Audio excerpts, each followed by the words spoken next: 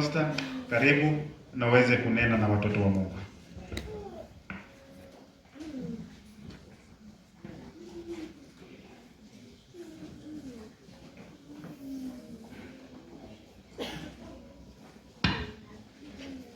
Salimu, hamjambo?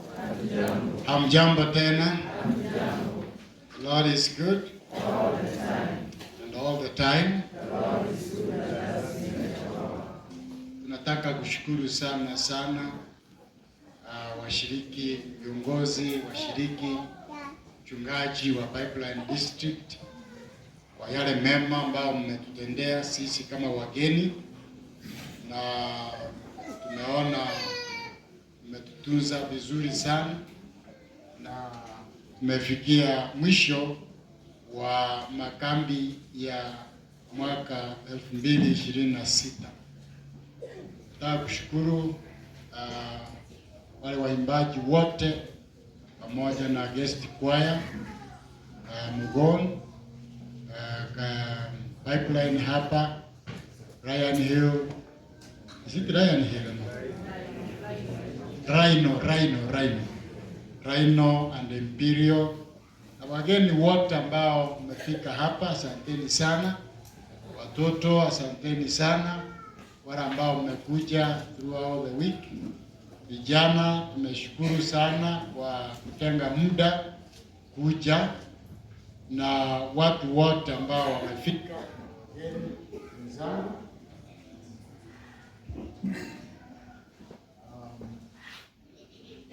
Lakini zaidi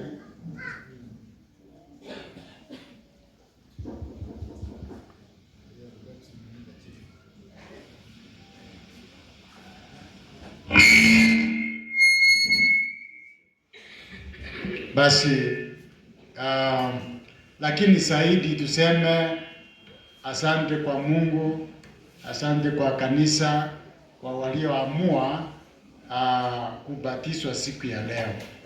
They are the main guests. We have the guest choir, we have the guest speaker, we have the guest speakers, and we have guests and guests. But the most important guests in a camp meeting or any meeting of the church are the baptismal candidates. Ndio maana nashukuru viongozi kwa kuwaweka karibu hapa. Ichapo mtasimama, hebu simama tena ili watu wapungie mkono na kuwapatia heko wa uamuzi wa maana sana ambayo mmechukua. This is the team that is going to go for ile ambaye ameambiwa lazima uzaliwe mara ya pili kwa maji na kwa Roho Mtakatifu. Mnasemaje? Amen. Asante sana. Naweza kuketi. Makambi yetu na kama ratiba ilivyo huwa inamalizika Friday. Kwa hivyo jana tumemaliza, leo ni mahubiri ya kumaliza makambi. Maana tumekuwa na mada kuu, mada ya maana ambao tumezunguka sehemu zote na vipindi vyote ambavyo vilikuwa vimewekwa, viwe ni wa vijana, watoto, afya, education, stewardship. Vipindi vyote vilikuwa vinazunguka hiyo mada ambayo kwa Kiingereza inasema obey and live, or disobey and perish, the choice is mine. Na tumezunguka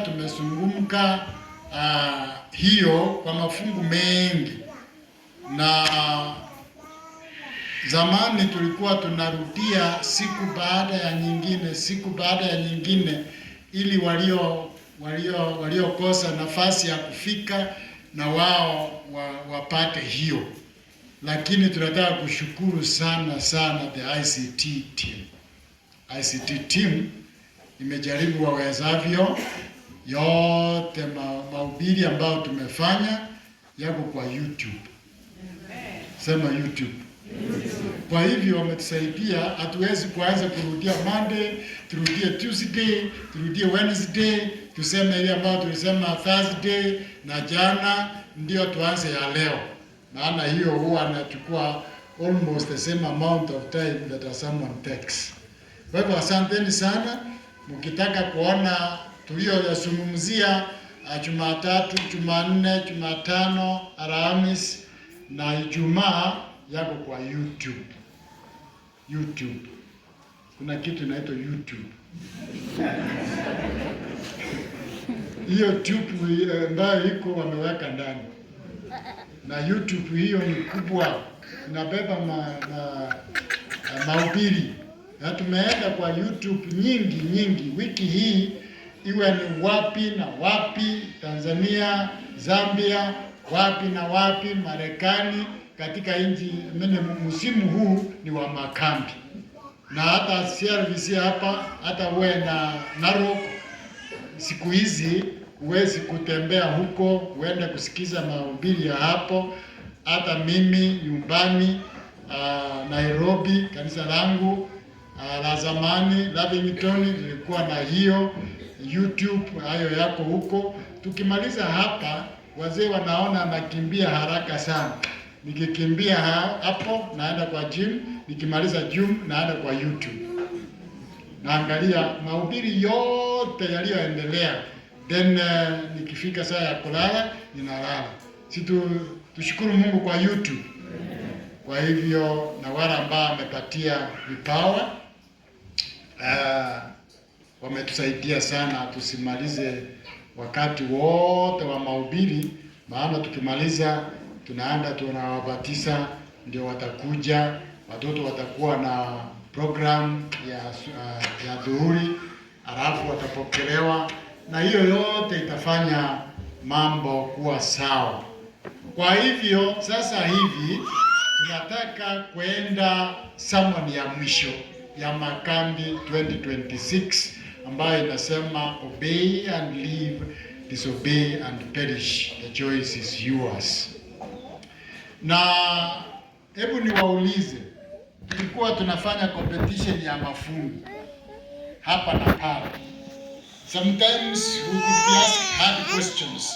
Which is the longest word in the Bible? Tunasema ni hapa na inapatikana hapo. Which is the longest verse in the Bible? Tunasema iko hapa na hapa. Na tulikuwa tunaulizwa which is the shortest verse in the Bible? Unajua ni gani? Jesus wept. Inasema Jesus wept, maneno mawili. Alafu inapatikana katika kitabu cha Yohana 11:35. Jesus wept. Lakini tukichunguza hapa kuna mengine ambayo they are very short verses. Na it is intentional that sometimes tukiwa na ujumbe mzito sana, wa maana sana, unawekwa katika fungu ambayo imefinywa sana, ikawekwa mambo hayo yote. Na leo tunataka kuangalia fungu lingine ambayo among the shortest in the Bible. Na fungu hilo linapatikana katika kitabu cha Luka 17:32. Luka 17:32, nayo ile ikisema Jesus wept in 2 words, na hiyo ina maneno matatu, 3 words, na inasema inasema, wale ambao mnaweza kuona hapo, soma hapa kwa screen. Aya 1, 2, 3. Kumbukeni mkewe Lutu. Remember Lot's wife. Tukimalizia haya, tunataka tuseme ya kwamba wale ambao hamkupata nafasi, tumezungumzia mambo ya kutii na kutotii na madhara yote na baraka zote za kutii na laana ya kutotii na vitu iliyotokea watu ambao hawakutii. Na tunataka kumalizia mama anayeitwa mkewe Lutu. Na inasema watu ambao tunaishi katika nyakati za mwisho, tunakumbushwa kufanya kitu kimoja, na ni kumkumbuka mkewe Lutu. Yeye hajaambiwa, hatujui jina lake. Even commentators don't know her name. He's only referred to Lot's wife. Na historia yake ni fupi sana. Ukienda Genesis 13 inasema na hivi Abraham akamchukua mkwaye Lutu na mkewe. Every time she appears ni mkewe. He's identified by reference. Kwa kutajwa tu. Na jina analotajwa is not the mother, the wife of Lot. Remember Lot's wife. Na nataka tuone ya kwamba ili tumkumbuke Lot's wife, mpaka tuingie kwa maandishi, tuulize basi tumkumbukeje. Najua huwa mtu akifanya mambo mengi, yule ambaye anawekwa katika vitabu vya kumbukumbu ni yule ambaye alifanya mambo mazuri. Even in the political world, wale ambao walifanya vitu vizuri, wakapigana vita, wakaleta independence, ndio wanawekwa. Dedan Kimathi, weka mkumbuke kwa yale aliyoyafanya, lakini ni mema. Basi there is a street in Nairobi called Dedan Kimathi. Mkumbuke Tom Mboya. There is a street and there is a mausoleum in Rusinga, and there is also ile portrait yake huko Nairobi. Na hao wengine Kenyatta wameweka Kenyatta University, shule ya Kenyatta, that mkumbukeni. But it is not in that sense we are asked to remember Lot's wife. Na tukiangalia hapo tutasoma Mwanzo 19 na Luka 17. Mwanzo 19, Luka 17. Hapo ndipo tutaingia tumuone huyu mwanamke ambaye anasema anatambulika tu kwa kuwa mkewe, alimpeleka na mkewe. Basi na ukiangalia kwingine inasema siku moja walikuwa wameanza kupiga walinzi ama watunzaji ng'ombe ama wale ambao walikuwa wanatunga mali yao,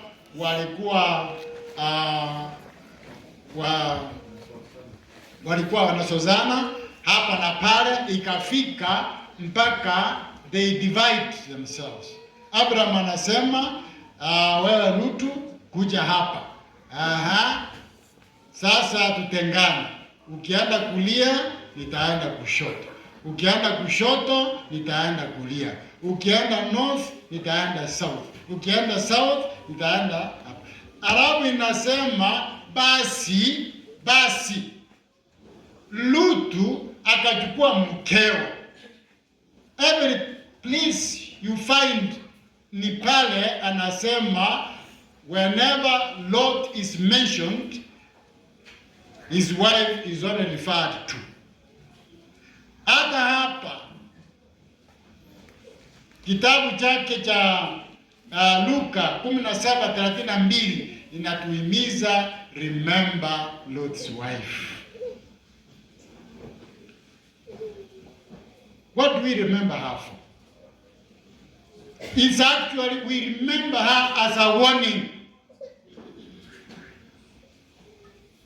Kama kitu ambacho inasema unamjua huyu mke wa Lutu, ndio usiwe kama yeye.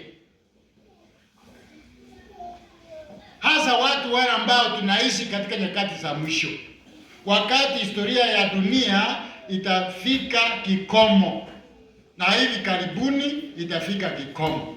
Si tuliimba mfalme yu mlangoni, ndiye aliyetufia mara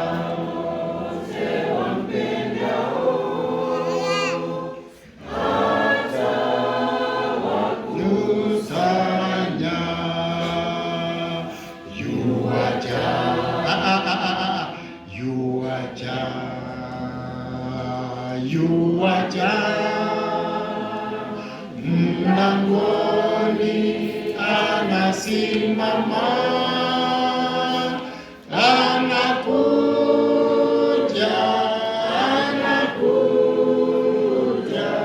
kuja kwake karibu. Wale ambao tunaishi zama hizo za mwana wa Adamu kuja mara ya pili, ndio tunahimizwa, wewe na mimi. Nyakati ndizo hizi, zama ndizo hizi za kurudi mwana wa Adamu yu mlangoni. Mnasema kitu ambacho unapaswa kujua is remember Lot's wife. Lot's wife. Na ni kwa nini katika mada yetu ambayo ilikuwa inasema tii ukaishi ama kosa kutii ukaangamia, na fungu lile la Isaya 1:19 na 20, if you are willing and obedient you will eat the good of the land, but if you resist and rebel you will be destroyed by the sword, for the mouth of the Lord has spoken. The same mouth that has spoken to you. Remember Lot's wife. Kwa kifupi, we want to remember Lot's wife as one who disobeyed kitu tunaita the parousia command. Parousia ni kuja mara ya pili ya Yesu Kristo, kuonekana mara ya pili. So yeye alikaidi amri aliyopewa, na amri ilikuwa ya mwisho, na amri ya wokovu, kuokoa nafsi yake. Alikaidi, na tumeambiwa katika maandiko matakatifu ya kwamba wale ambao wataishi katika nyakati za mwisho, zama za mwisho, zama zile ambazo mwana wa Adamu ataonekana, basi watakuwa kama yule, wengine watakuwa kama mke wa Lutu. Na inasema tafadhali usiwe kama mke wa Lutu. Hebu tuende kitabu cha Mwanzo 19. Let's find what is this command. She disobeyed with dire consequences, and they said, please do not follow her, do not be like her. It is costly to disobey a specific command of God, whatever it is. Within the week we had said there is no big commandment, there is no small commandment, there is no least commandment. No, a commandment is a commandment. Sasa tuangalie hapa. That commandment is in Genesis 19 and verse 17. Mstari wa 17, neno la Mungu linasema, ikawa walipomtoa nje, mmoja alisema, jiponye nafsi yako, usitazame nyuma wala usisimame. Okay, hata ukianzia hapo. What is the command? Angalia imeanzia wapi? Ikawa walipomtoa nje, mmoja wao alisema, jiponye nafsi yako, usitazame nyuma. What is the command?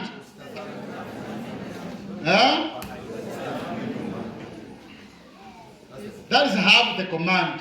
But full command is jiponye nafsi yako, usitazame wapi? So where is the emphasis? Yes, sio kuangalia nyuma. Ndio maana mlianguka mtihani. So what is the command? Hebu niwasomee Kiingereza. Labda mlipita Kiingereza. It says, so it came to pass when they had brought them outside that he said, escape for your life. Escape for your life. Na tukiangalia hapo kidogo, escape for your life. That's a command. Ukiambiwa remember Lot's wife, ujue ya kwamba she was disobedient to a command that came from the mouth of the Lord, and the command was tulisoma mambo ya punctuation. Na punctuation marks, there are very many punctuation marks there. There is a comma, is a punctuation mark. There is an apostrophe, is a punctuation mark. There is a full stop, is a punctuation mark. Now, which punctuation mark was used in the command? Exclamation mark. Na wale ambao mnafundisha Kiingereza, exclamation mark just suggests urgency. Express. It needs to express instant obedience. Because it says here, escape for your life. Do not look back. Don't worry. That's not the command. The command is escape for your life. Nataka niwaambie hapa. Turudi katika fungu la kwanza. Inasema sasa hawa ni wale ni nani huyu anasema escape for your life. Do not look behind you nor stay anywhere in the plain. Escape to the mountains lest you be destroyed. But the command is instant, urgent, escape for your life. Jiponye nafsi yako. Ni nani alisema hii? Fungu la kwanza inasema now, okay, tusome zote wale ambao mnaweza kuona. Now the two angels. Now where the two angels? This is what the definite article tumesoma wiki hii. Nimesoma hapo. The two angels. Hawa ni malaika wawili gani? Maana mnajua ya kwamba nyuma kidogo kulikuwa na malaika watatu waliokuja kwa Abraham. Walikuwa wangapi? Watatu. Walikuja wakaingia, wakapata Abraham yuko ameketi chini ya mti. Alipowaona akawaambia, tafadhali, inaonekana mmetoka safari ya mbali, tafadhali ingieni kwangu. Wakasema sio hoja hiyo, tunataka kula leo. Akawaandalia chakula, wakala, wakamaliza. Wakasema sasa, asanteni sana kwa chakula, tunataka kwenda. Wakiwa njiani, mmoja wa malaika in quotes wakaanza kusema, can we hide anything to Abraham, seeing that he can command his house? Akasema, sasa tunajua shida yako hauna mtoto, na shida yako unatamani sana upate mtoto wa kiume wa kurithi mali yako na estate yako, urithi. And that time was very critical. Basi akaambiwa next year such time your wife. That's one of the angels saying, and I'm saying the angels in quotes, you will have a child. You will name him Isaac. Sasa alipomaliza hivyo, yeye amemaliza wajibu wake. the message that came from heaven was borne by 3 angels. One was to Abraham, and it was designated a special angel, which when you read in the book of Patriarchs and Prophets, it says it was Jesus Christ himself. He came to Abraham specifically, and when he delivered the message, he went back to heaven. Now, 3 minus 1 becomes what? 2. Then now it says, now the 2, which 2 angels? Those who accompanied Jesus Christ to Abraham. When Jesus Christ or the angel, let's use the angel, finished that report and went to heaven, they proceeded because they had a message for Sodom. So now, the 2 angels came to Sodom, what time? Angalia hapo, what time? Hebu tungoje hapo kidogo.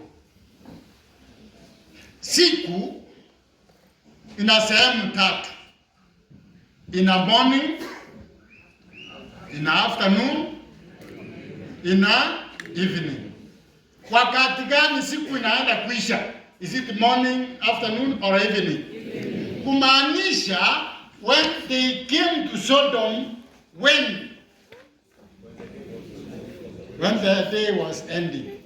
Na niwaambie hivi, viumbe vyote dunia hii, they have the 3 stages. Hata binadamu, you have your morning, you have your afternoon, you have your evening. Hata miti, they have their morning, they have their afternoon, they have their evening.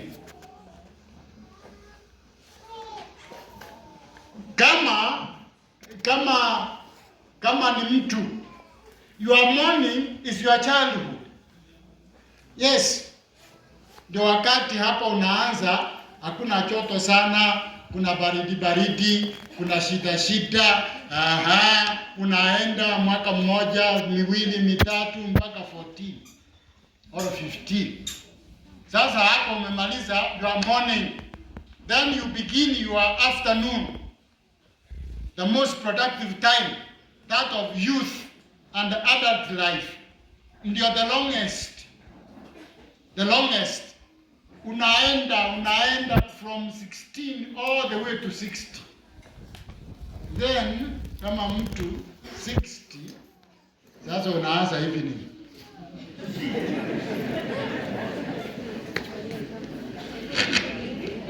Na matatizo yake. Mvua normally ndio mvua ndio inanyesha, giza ndio hiyo, and all these things. Hata wanyama wanatufundisha what is the purpose of morning, what is the purpose of afternoon, what is the purpose of evening. Tuende kwa wanyama. Morning, according kwa wanyama, is the time to go out. Kutoka tu kwa nyumba, kama ni ng'ombe kwa nyumba, kuku kwa nyumba, wanataka kutoka. Jua likifika tu hivi wanataka kutoka. Ukichelewa kwa alafu wanaanza kuruka, maana miale imeenda ndani, ng'ombe wanapiga kelele, because they are telling you it is time to get out and you are getting late releasing us. Na katika maisha ya mtu, that's the time to go out. Na kuanza kazi. Yeyote ile, kama ni shule, wakati wa asubuhi.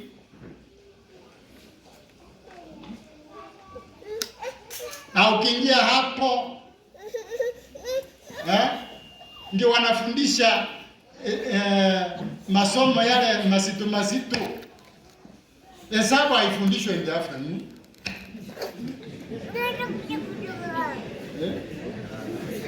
Kiingereza haifundishwi in the afternoon. Afternoon is for CRE and history. And civics ile ambayo tulisoma sisi. Hiyo ndio ya civics wakati sasa but in the morning kama ni masomo ndio sasa inaletwa ile ngumu. Physics theory paper 1, practical inaweza kuchukuliwa afternoon, but practical paper 1 is in the morning. Na mathematics, the English.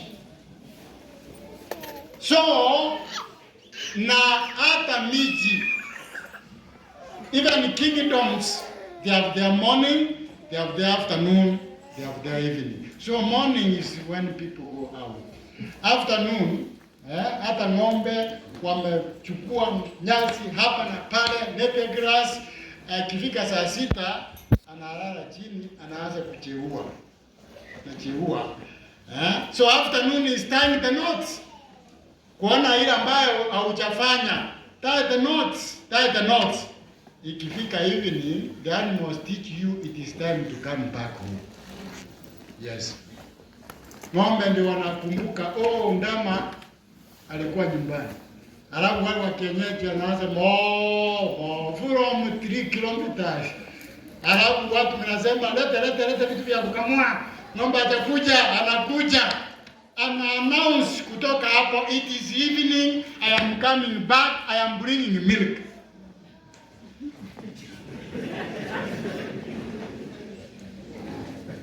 So hata na miji nayo na inchi zote, they have their morning, they have their afternoon, they have their evening. So for Sodom, morning yake ilikuwa imepita, afternoon yake ilikuwa imepita.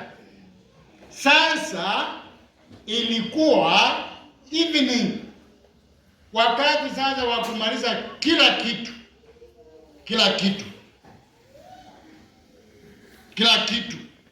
So now the two angels came to Sodom in the evening, and Lot was sitting in the gate of Sodom. I'll kueleza mambo mengi because we want to follow remembering Lot's wife.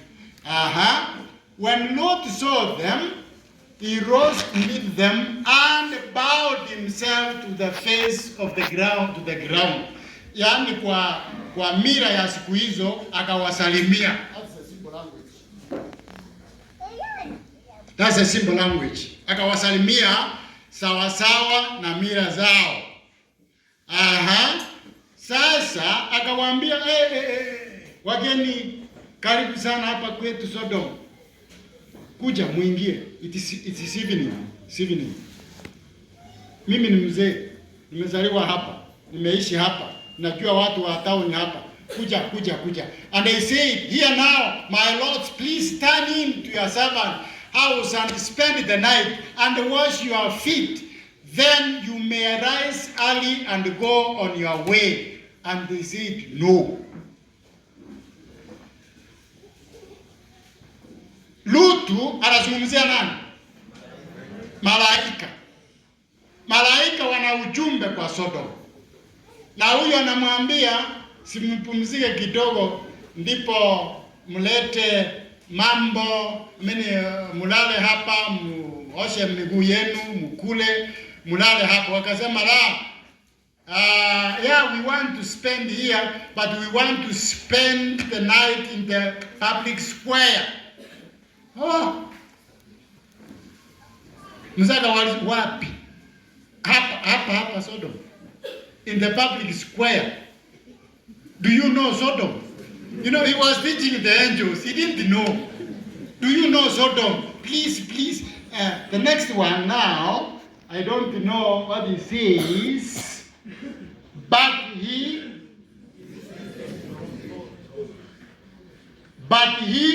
insisted strongly. Angalia hapo. But he insisted strongly. Aliwaambia, niangalie miaka yangu.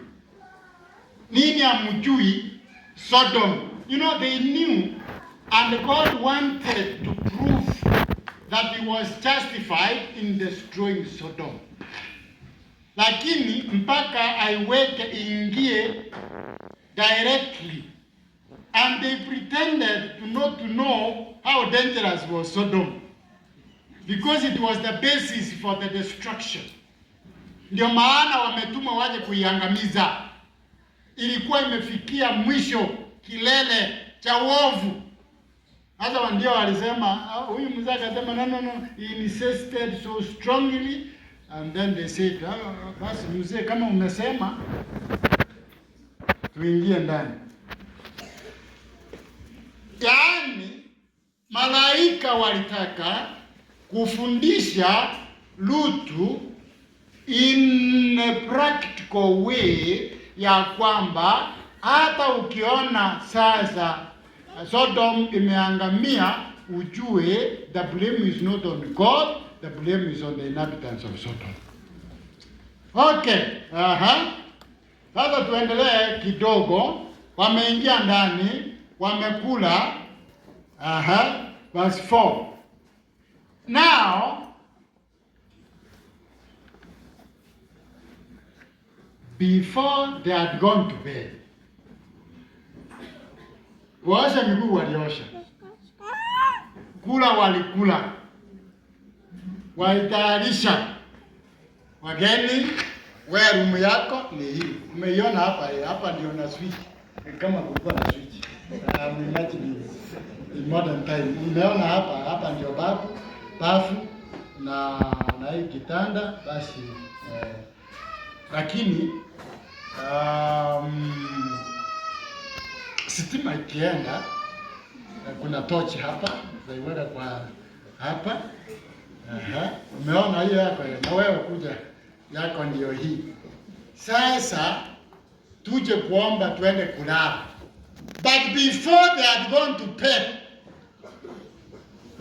all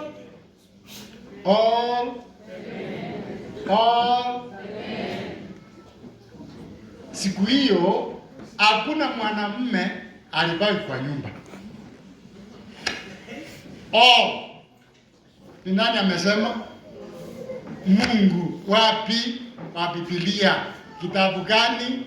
Genesis 19 and verse 4. All the men from every part of the city of Sodom, both young and old, surrounded the house.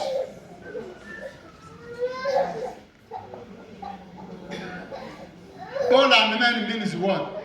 Grandfathers, fathers, children, grandchildren.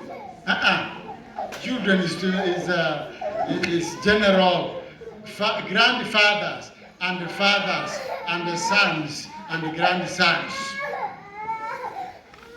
They all came, surrounded the house. Wakapisha.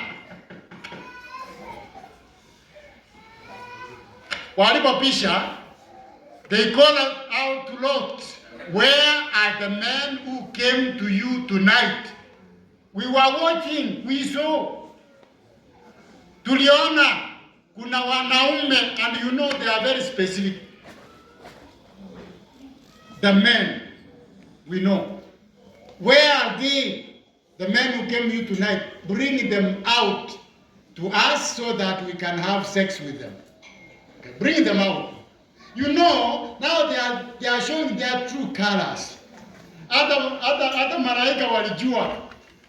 Ijapo wali resist kidogo, they wanted to show them that this is why God has decided to destroy Sodom. Mzee, Biblia inasema, sasa Biblia inasema, verse 6. Verse 6 inasema, now Lot went outside to meet them and shut the door behind him. Lot was prepared to secure the security of the visitors, and he closed the door behind him. Akaja nje, and said, "No, my friends, don't do this wicked thing. Don't call it the wicked thing. Wakasema, do you know your status here? Wewe umeishi hapa mpaka ujijui. Do you know that you are an immigrant here? Because they said, verse 8, they said this. Look, you know, he even said, no. Don't go in for homosexuality. Ushoga. Wacha ushoga uwe wa Sodom. Msionyeshe watu wageni eti tunaweza kufanya ushoga. Let's do it here. Look, I have 2 daughters. I have never slept with a man. Let me bring them out to you and you can do what you like with them. You know, he's saying, I know you are bent in sin, but can't you commit ordinary sins? Ninajua ya kwamba the wages of sin is whether it's ordinary or extraordinary. Ninajua siwezi kuwazuia dhambi mnataka kufanya, lakini simfanye ile ya kawaida, ile ambayo imeandikwa hata Biblia, do not commit adultery. Najua wale ambao tulisoma kidogo, kulikuwa na elimu, level ya elimu ilikuwa inaitwa ordinary level. Ordinary level. Na inaitwa O level. Ile ni ya form 4.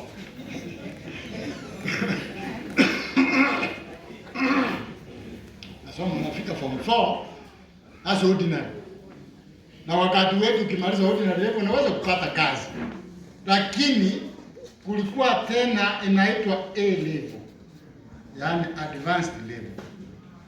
So wakamwambia, look, I have this and 2 daughters, but he said, but don't do anything to these men, for they have come under my protection, the protection of my roof. In other words, anamwambia, I don't mind if you go in for ordinary sins. Ile ambayo inajulikana kila mtu. Ni mbaya ndio.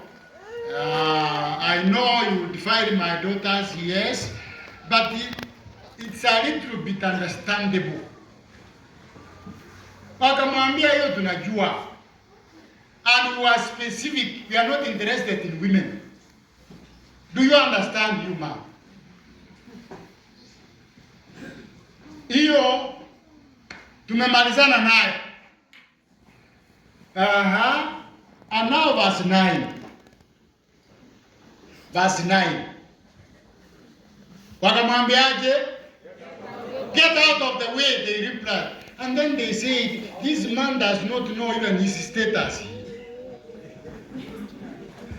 This fellow came here as a foreigner. And now he's trying to teach the residents. Wenyeji. Yeah. Is in this language familiar? Kama umekuja kununua hapa, nasema na ninyi wa Kikuyu, mnajua Kikuyu, hii si nchi ya Kikuyu. You know, ninyi wakaaji wa hapa, ninyi wa Kisii, ninyi wa Jaluo. Mjue you came here as foreigners. Hii ni nchi ya Kimasai. Mmekuja hapa ni ya Kipsigis. What are you coming to teach us here? So here says, this fellow came here as a foreigner and now he wants to play the judge. He wants to be a teacher to us, to teach us what we should do and what we should not do. We want homosexuality. If not homosexuality, we will kill it. We will kill you. And wakasema hivi, we will treat you worse than them. We are not interested with your daughters. If you keep them there, we will come for you. That's what they are telling. Sasa sisi tulihitimu kutoka what is called what is that? Hiyo sini. mume na mwanamke ambaye si mke wako, mume wako, hiyo tumepita. Now we want advanced one ambayo inaitwa homosexuality. Okay, if you are protecting the men, we will come for you. And they have said there, we will treat you worse than they. So they kept bringing pressure on Lot and moved the walls to break down the door. They are determined. Ndio, sasa malaika walisema, hii mzee uwezi. Wewe umejaribu kadri ya uwezo wako, hii uwezi. Mahali ambapo Sodom has reached, some power beyond this world must take over. Yes, must take over. And number 10 is what now, where they do want to do here.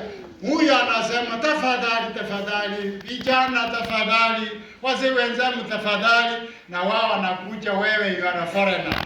Wanataka kuja hapa, wanatingiza mlango. But the men inside, which men? Yes, inside said enough is enough, we are taking over now. Na kutafika wakati when God says enough is enough, then you take over. Hiyo tunaita close of probation. Mzee, you have tried, but the men inside reached out and pulled Lot back into the house and shut the door. Sasa who has taken over? Heaven. Najua unaweza kufanya vituko vyako. Kanisa inakwambia hiyo ni mbaya. Unaendelea, huwezi kuniambia kwani wewe ni nani? Mimi nataka kufanya kila ambacho nataka. Jaji badilika hapa, unaenda polisi, jaji koti inabadilisha.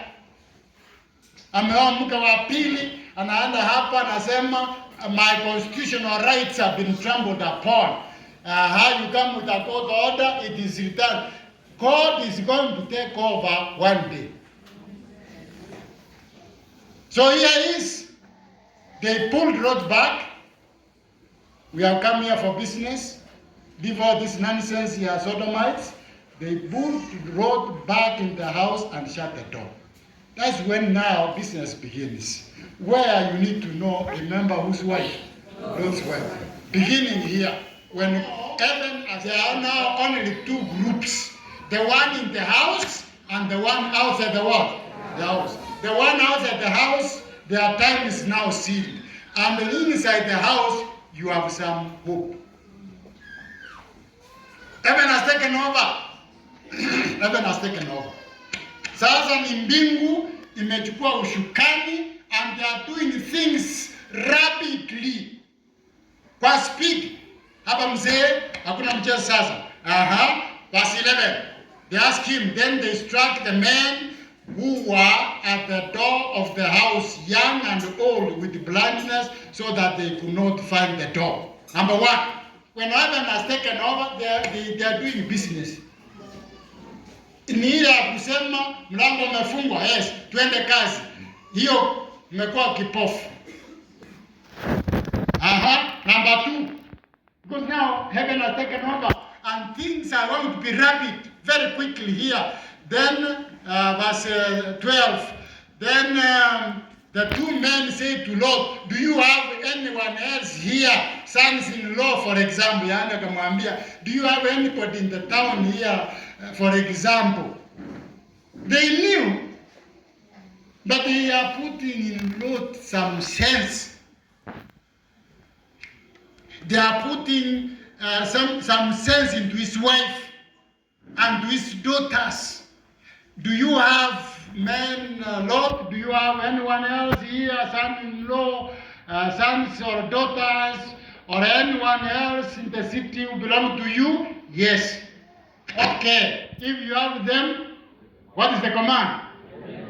Get them out of here. Okay? Now you know, heaven has taken over. 1, blindness to those who have resisted the mercy of God to the brim. Next, and the last message. Wapatie ujumbe wa mwisho watoto wako, watu wote. Then tukienda haraka hiyo tulikuwa tumefika verse 11.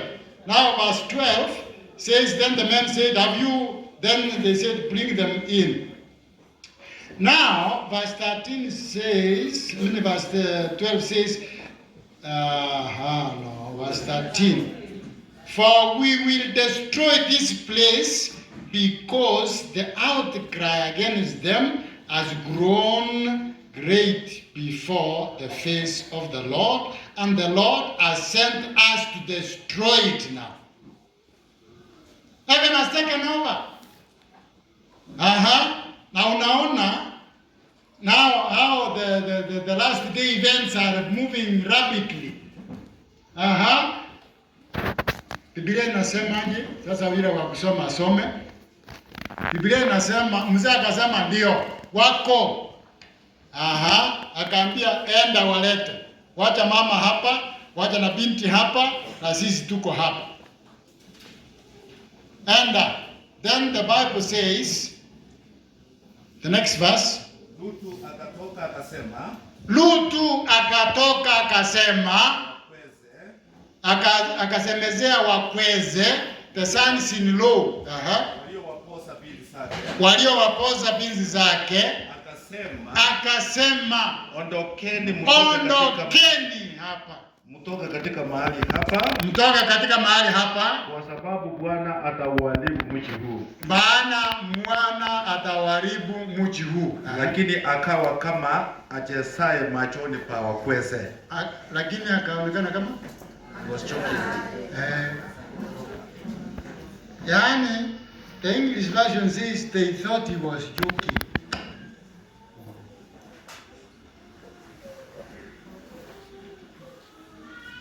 But what we are following is, remember, Lot's wife. Na mmeona Lot alikuwa hapo, and then he says, but his sons-in-law thought he was joking. But his sons-in-law thought he was joking. Do you know that the book of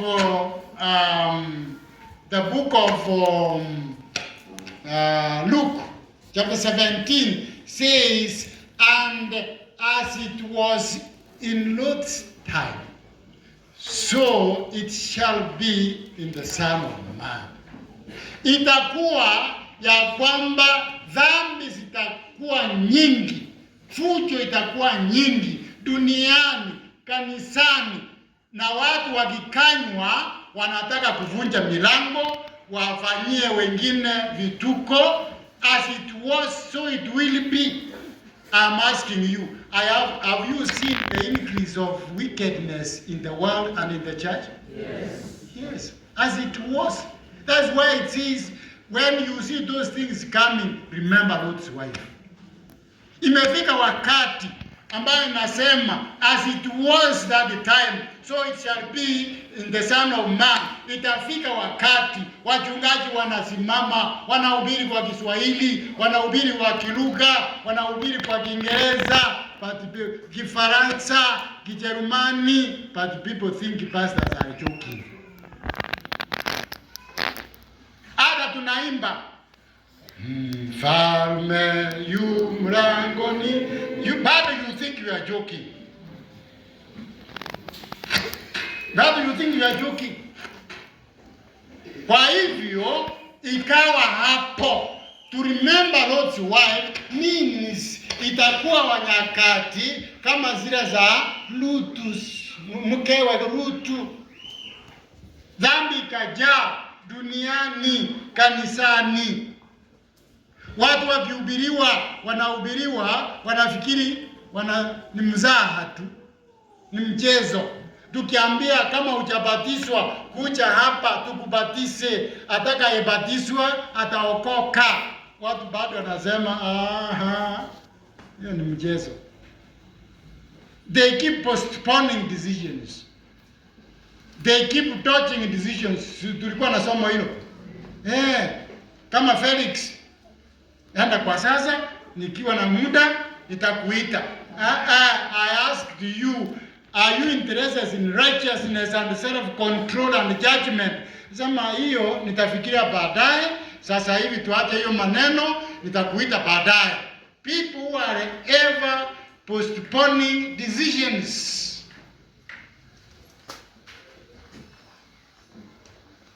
Alafu akiingia kwa Agrippa, anaenda na mhubiria, anamuuliza, do you believe the prophets? And a dodge. You want to make me a Christian in this short time? You want to dodge. It is coming a time when dodging is dangerous, when postponing is dangerous, when going for half measures is dangerous. It is saying, escape for your lives. Escape for your lives. Okay? Wamefika hapo. Mzee akakimbia hapo, akamaliza hapo.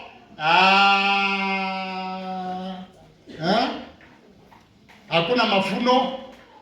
Vijana wanafikiri anacheza, watu wa familia wanafikiri anacheza, then anakuja hapa anasema wako wapi?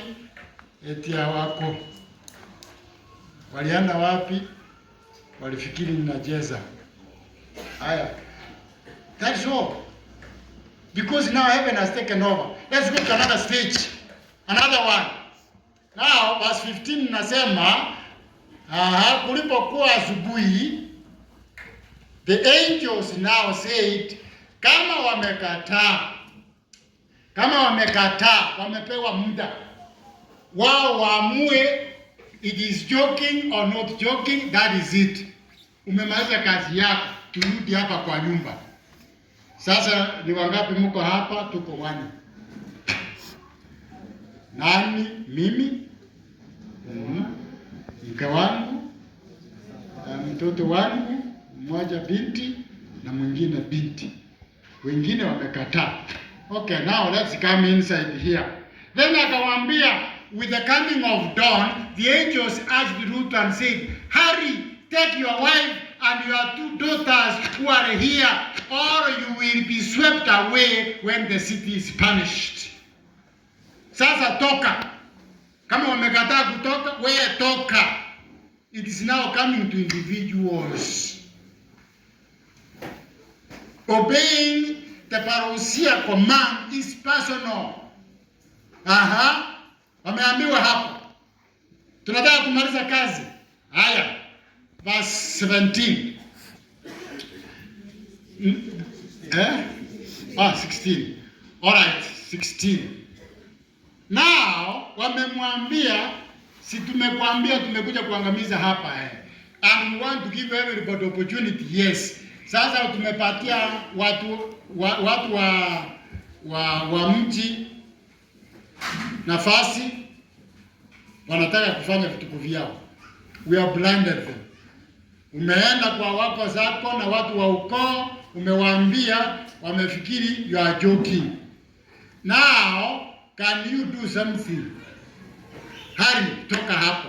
But now the problem comes when he is stated, alipokawia. Na Kiswahili isema kawia. Akakawia. Nasema tuende hivi. Hata tusifae nguo ile nyingine, wacha enda. Na kikombe, acha kikombe mama. Na birika, wacha birika. Na kitanda, akakawia. Na PA system, acha hiyo. Because the word is here, hurry up, toka. Achupa ya maji, alafu ninywe, toka. It is urgent, mama. Mzee, it is urgent. Na ng'ombe, acha ng'ombe. Na kati ya wawili ni nani alikawia sana? No, you don't know. Ni Lot. Because Ellen White says, if Lot had not taught his wife to delay, she would have been saved. Aliyekuwa na kichwa sana kukawia ni Lot. Na mama akaona kumbe inawezekana. Yeye akaestate akapita mipaka. So huyu when they estated, wakaona hawa watu wataangamia hapa. Si walikuwa malaika wawili? Mzee, mbona utoke kidogo kama dakika tu hivi.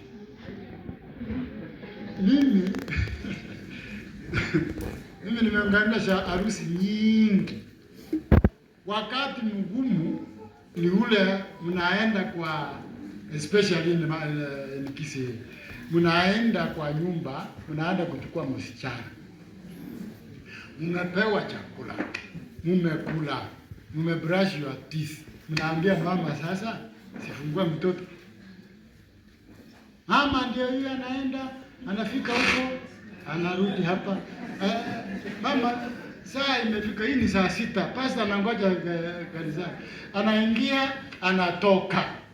Hiyo kukawia mnakuja kutoka saa 8. Na hiyo ndio ilifanyika hapa. Akawaambia hapo, wakaona hawa watu watapotea. Kwa hivyo Biblia inasema when he stated, the man grasped his hand and the hands of his wife. Mzee kucha hapa, wewe kucha hapa, na mwingine akashika mkono wa binti mmoja, mkono wa binti wawili. Now how do you get the people who are stating out? Biblia moja nilisoma, they said and they dragged them. Yes, mtu wa kukawia huwezi kusema sasa tuende, ni kufuruta. This is what we are saying. Remember Lot's wife. That whatever God is doing, He can even force you out of your job so that you can be safe. He can drag you out of your comfortable zone so that. So hapa, from the comfort of their home, leave everything here, drag them out, and then He says, and the 2 daughters, and let them. Actually, this is a very, very lenient word, and drag them out. Even dragging them, He says, for the Lord was merciful to them. Naangalia ninyi, mnakawia kwa vitu hivi, ninyi. Verse 17 now. So now, they dragged them from their house to the gate. As soon as they brought them out, one of them said, flee for your lives.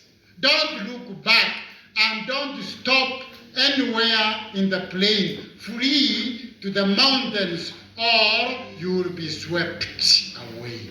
You know, tangu heaven took over, now things are happening rapidly. One command after another, one command after another. Don't do this, it is dangerous.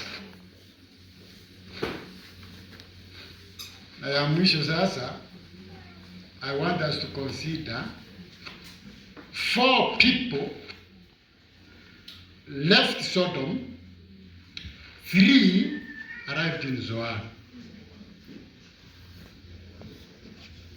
4 people were present in Sodom. 1 was absent in the final destination, the place of safety and salvation. Who was absent? Lot's wife. That's what they are saying. Remember Lot's wife. Estating can be dangerous. Estating can be dangerous.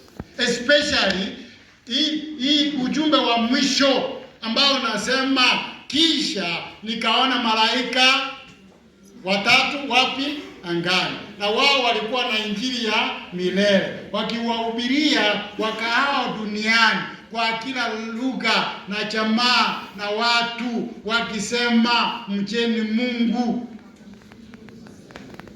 na kumtukuza, maana saa yake ya hukumu imefika. Mcheni, worship him who made heaven and the earth and the streams of water. And the second one came, the second angel. This is an urgent message. The last one, kama hii ambayo ilikuja asubuhi, jioni ya mwisho, tunaangamiza hii boma, hii city ya Sodom. Toka haraka, hesitating, shika mkono, beba nje, kimbia. Then alipofanya hivyo, Biblia inasema verse 23 to verse 26. But his wife looked back behind him and she became a pillar of salt. Okay. Aliambiwa ondokeni, kimbia, usiangalie wapi? Nyuma. Na Biblia inasema akaangalia nyuma, akakaidi. She was disobedient to the parousia command and she perished. So now inasema hapo ni jioni, hapo ni usiku. Hiyo mambo yote yanafanyika usiku. Sasa hapo verse 23 now. Verse 23. Verse 23. By the time Lot reached Zoar, Zoar was the final city of salvation, of safety. By the time Lot reached Zoar, the sun had risen over the land. Verse 24 inasema, then the Lord, can we all read, those who can see? Then the Lord rained down burning sulfur and Sodom and Gomorrah from the Lord out of the heavens. Verse 25. Thus he overthrew those cities and the entire plain, destroying all those living in the cities, and also the vegetation in the land, and also Mrs. Lot.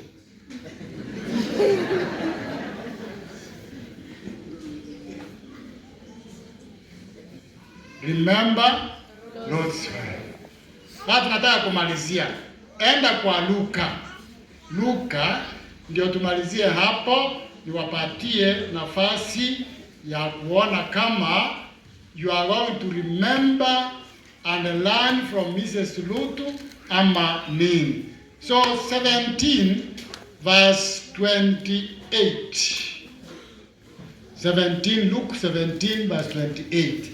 Now, hebu tusome hapa, msingangane hapo. It was the same in the days of Lot. So people were eating and angalia hapa. Nasoma vizuri. Najua kuna some interpretation mnasema mnaweka watu wa Sodoma wakati huo kama watu wabaya. They were eating. They were not overeating. They were eating. Which is bad? Well, is it eating or overeating? But they were not overeating. They were eating. Then number 2, they were drinking, not alcohol. They were drinking good things. They were drinking soya and the juice.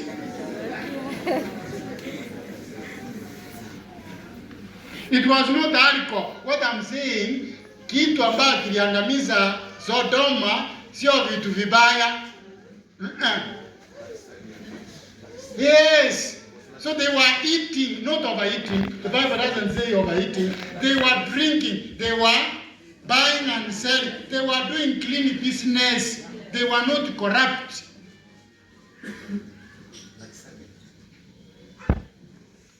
Yaani vitu ambavyo vitaweza wengine, vitasababisha wengine kukosa mbinguni. Not only the bad things. They were not committing, some were not committing adultery. Some were clean. They were there, but they were tied. They were slaves, even in good things. Remember? That even a good thing can tie you and you miss heaven. So here, they were eating and drinking and buying and selling, which is now the normal things here these days. Yaani nasema hata biashara yako hiyo halali inaweza kukuangamiza. Maana kama unakuwa mtumwa wa biashara, kuna kama meeting hapa, unasema siwezi kuacha biashara yangu, nitapata hasara. Remember Lot's wife. Lakini nashukuru wengine wenye biashara ambao walifunga biashara wakakuja hapa. That is the good way of remembering Lot's wife. Yes, you know it's good. Biashara yangu ndio hii. Hata Maine ndio inaleta vitu vingi, lakini nafunga biashara, naenda makambi. That is remembering Lot's wife. Lakini yule ambaye alisema siwezi kufunga biashara, nitaenda hapo Sabato peke yake, they will summarize what they did na mimi nitafikia. Remember Lot's wife. Hapo wakasema, now not only that, it was the same in the days of Lot, but no, hatujamaliza. Kuna building, there is planting. They were not planting tobacco. They were planting maize. They were planting millet. They were planting wheat. Good things. Some of them were not that wicked. Yes, there were others who planted wrong things, but most of them were planting the right things. Yes, they were planting and building. They were building. Nothing wrong. They observed all the laws of printing. They got the title deed. They bought the land. They got the title deed. They prepared the plans. They took the land's office. They were approved properly. They brought good builders. They did a good job. They were building. Until this was the main thing. They were so engrossed here that when pastors were preaching, they thought they were joking. When commands were going to get out of here, then you say, where am I going to get to leave my things? I have cows in Orokarao. I have another one in Narok, sheep. I have here. Simnajua kama ile nyingine aliambiwa nifuata, akasema siniende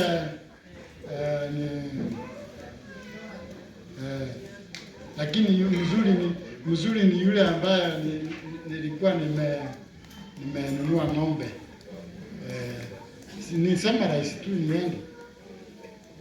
Akamwambia, whoever puts his hand on the plow and looks back is not fit in the kingdom of heaven. So this is what we are saying. Kwa hivyo ya kwamba watu 4 wakatoka Sodoma, lakini 3 wakafika Zoar. Mmoja wao akakosa. Nani alikosa? Mrs. Lot. Mrs. Lot was not a drunkard. Mrs. Lot was not a corrupt person, but she was tied by the good things she left behind. The planting, the building, the things, they did not leave them there. They said, what about that farm? What about that business? What about the debts? Watu walichukua madeni, alikuwa niletee kesho saa 2. Unaweza kungoja mpaka saa 2 tutoke saa 3 nipate hiyo pesa yangu. Remember Lot's wife. When it comes, leave this place, then leave and go. Hebu niwaulize ya kumalizia. Ni wangapi ambao wanajua kuna fungu ambayo inasema utafika wakati ambapo watu hawatauza wala kununua? Iko? Are you sure iko? Hata ingawa hujui mahali iko, lakini iko. Remember? Najua wakati wa kuuza ulio nayo ulete kwa kazi ya Mungu. Kumbuka, I'm not telling you to be fanatics. Sema pastor alisema yote, sasa naenda nauza ng'ombe zote, tuchukue. No, nasema angalia kama wakati huo ambao itakuwa difficult kuuza na kununua, uanze mapema kabla ya hiyo, invest in the kingdom of heaven. Amen. We are talking about becoming serious to go out for missions, warn people, this world is coming to an end. Maana inasema, so it shall be in the Son of Man. The Son of Man is our times. Is our times. Watu wanaenda kuangamia because they are engaged in open sin kama wanaume wote wa Sodoma. Ama wengine wataangamia, hawakutenda dhambi lakini walishikwa na vitu vizuri. Walishikwa na planting, na selling, na buying and all these things. Mpaka ujue ya kwamba when is God saying hurry, get out of here. Labda sometimes anakushika mkono, anaenda hapo. Watu wengine unataka kununua hii kitu, mtu mwingine anakuja anatoa pesa nyingi kuliko, halafu unang'ang'ana, unaenda kotini, mimi nilinunua hapa. How do you know whether God is saying that business is not for you? So at this time nataka tumalizie hapa, tuseme ya kwamba this is the time to obey the parousia command. The parousia command says, get out of here, for God is going to destroy this world. Na tunataka sasa hivi uanze kuweka nyumba yako, maisha yako sawa, maana Mungu ataangamiza dunia hii. Kwa vyovyote vile, angalia nyumba yako. Honor those things that you can honor God with. Honor God with. Vile ambavyo unapaswa kutumia vilivyo, kutumia. But ukifanya hivyo, you know what time we are in. It's evening time. This dunia inaangamia na Mungu anataka watu wakuja hapa. Sasa tunataka kusema hivi. Mlango huu. Haya, hiyo ndio tutaimba. Tukiimba hapo, tunataka wale ambao wameamua kubatizwa muje hapa, tutawaombea. Mlango uko wazi. Wale ambao hawajabatizwa muje hapa, tuwaombee. Hurry up. This dunia is going to be destroyed. Put your lives together. Na wengine mtasimama tukiimba hivyo, iwe ni maombi. Na wewe kama umebatizwa lakini ni mkora, just be repenting.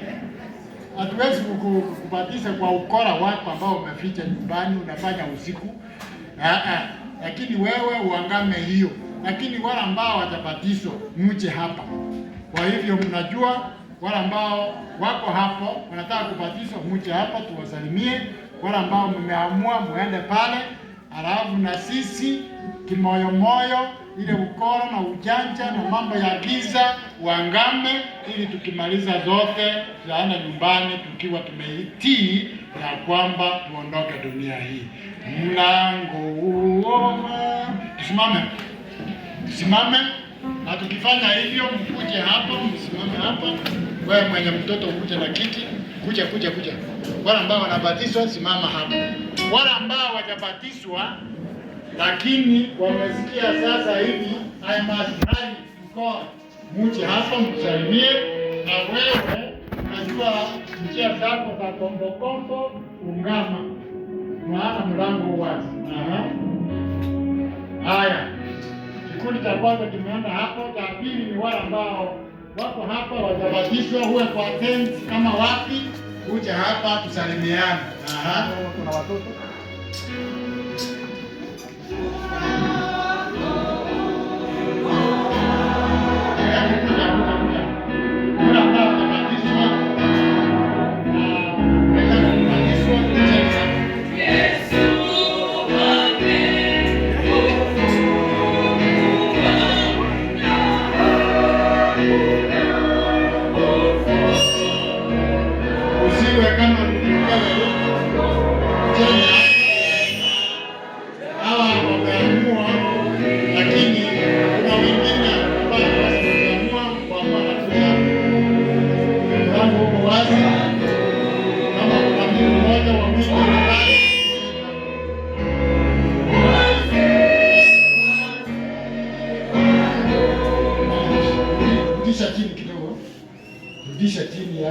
hiyo imeenda juu sana. Aha. Haya, tunaendelea kuita wale ambao wanataka kubatizwa na hawajabatizwa. Kujeni hapa, kuna wengine ambao anybody 12 years and above yuko kwa mkutano, yuko nje, kuja tukienda fungu la pili.